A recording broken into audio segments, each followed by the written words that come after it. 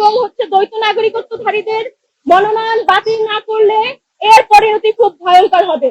আমরা দৃঢ়ভাবে জানাতে চাই 2024 সালের হাজার হাজার শহীদের রক্তের উপর দিয়ে যে সরকার গঠিত হয়েছে এবং যে নির্বাচন কমিশন গঠন করা হয়েছে তাদের অন্যতম দায়িত্ব ইতিহাসের সর্বোত্তম স্বচ্ছ নিরপেক্ষ এবং প্রতিদ্বন্দ্বিতামূলক একটা নির্বাচন বাংলাদেশের জনগণকে উপহার দেওয়া। কিন্তু আমরা দেখতে পাচ্ছি তাদের বক্তব্য যে তোমাদের মনোনয়ন বৈধ করে দিলাম, ব্যাংকের টাকাটা দিয়ে দিও, এই ধরনের বক্তব্য দিয়ে তারা ঋণ খেলাপিদের মনোনয়নের বৈধতা দিচ্ছে। ভবিষ্যৎ হোক নিরাপদ, বিনিয়োগ হোক বিশ্বস্ত, আর আমার পছন্দ salt pay. Welcome to salt pay.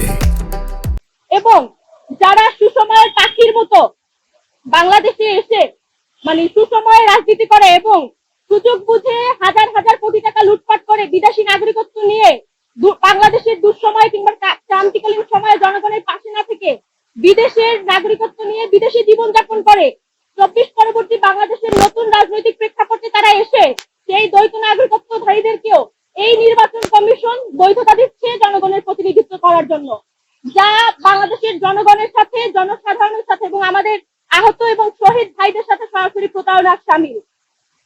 আমরা স্পষ্ট করে বলতে চাই, নির্বাচন কমিশনের এই ধরনের ভূমিকা এবং তারা যে ধরনের আচরণবিধি প্রকাশ করছে, তারা যে ধরনের পক্ষপাতিত্বমূলক আচরণ করছে, সেটা কোনোভাবেই তাদের সাথে তাদের কাছ থেকে আমরা আশা করি না। প্রাপ্ত তথ্য এবং দাখিলকৃত মনোনয়নের তালিকা অনুযায়ী রাষ্ট্রায়ত্ত ব্যাংকের বিপুল পরিমাণে অর্থে ঋণখেলাপি প্রার্থীদের মনোনয়নের বৈধতা দেওয়া হয়েছে।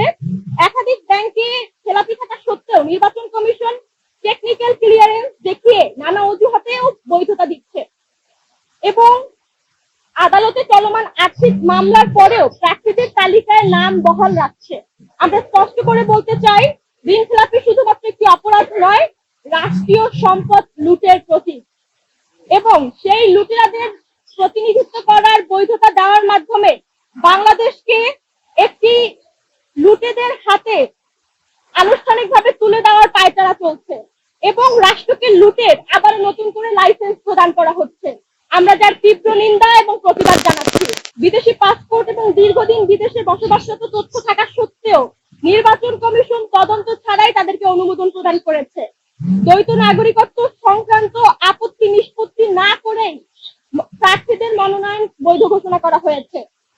যারা সংকটকালে দেশের পাশে ছিল না, জনগণের পাশে ছিল না এবং বারবার করে বলছি, যারা অতিথি পাখির মতো এসে সুসময়ে বাংলাদেশে রাজনীতি করতে চায় এবং দুঃসময়ে দেশকে ছেড়ে বিদেশে পাড়ি জমায়, তাদের বাংলাদেশে রাজনীতি করার কোনো অধিকার আছে বলে আমরা মনে করি না। এবং বাংলাদেশের অর্থ লুট করে ব্যাংকে ঋণখেলাপি রেখে যারা দেশের সম্পদ লুটের সাথে যুক্ত, তারাও কোনোভাবে এদেশের জনসাধারণের প্রতিনিধিত্ব করার বৈধতা রাখে বলেও আমরা মনে করি না।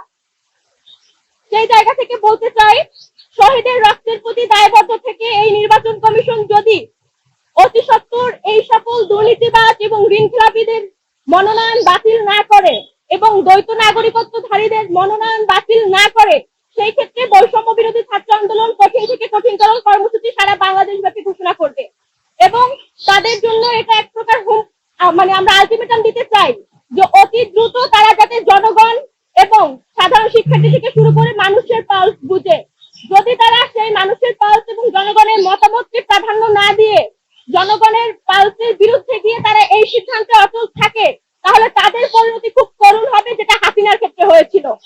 আমরা স্পষ্ট ভাষায় বলতে চাই, কোনোভাবেই এই দ্বৈত নাগরিকত্বধারী এবং লুটেরা ঋণখেলাপিদের মনোনয়ন প্রত্যাহার না করলে এই নির্বাচন কমিশনকে বৈষম্য বিরোধী ছাত্র আন্দোলন ছেড়ে কথা বলবে না। আমরা তাদের বিরুদ্ধে কঠিন থেকে কঠিনতর কর্মসূচি ঘোষণা করতে বাধ্য হব এবং এর প্রেক্ষিতে বাংলাদেশে যে কোনো ধরনের ঘটনা ঘটতে পারে আমরা তাদেরকে আগেই হুঁশিয়ারি করে দিতে চাই। আমরা জানাতে চাই, আমরা কোনোভাবেই আমাদের শহীদ এবং আহত ভাইদের রক্তের সাথে বেইমানি হতে দিব না। যারা 24 পরবর্তী সময়ে একটা পরিবর্তনের বার্তা নিয়ে এই আসনগুলোতে আসিত হয়েছিল, বসেছিল, তারা যদি পরিবর্তনের চিন্তা বাদ দিয়ে আবারও সেই ক্ষমতাসীনদের করার জন্য, ক্ষমতাসীনদের বিশেষ সুবিধা দেওয়ার জন্য আইনের সাধারণ জনগণ মেনে নেবে না। আমরা আবারও বলতে চাই, অতি সত্বর তাদের ঋণ খেলাপি এবং দ্বৈত নাগরিকত্বধারীদের মনোনয়ন বাতিল না করলে এর পরিণতি খুব ভয়ঙ্কর হবে।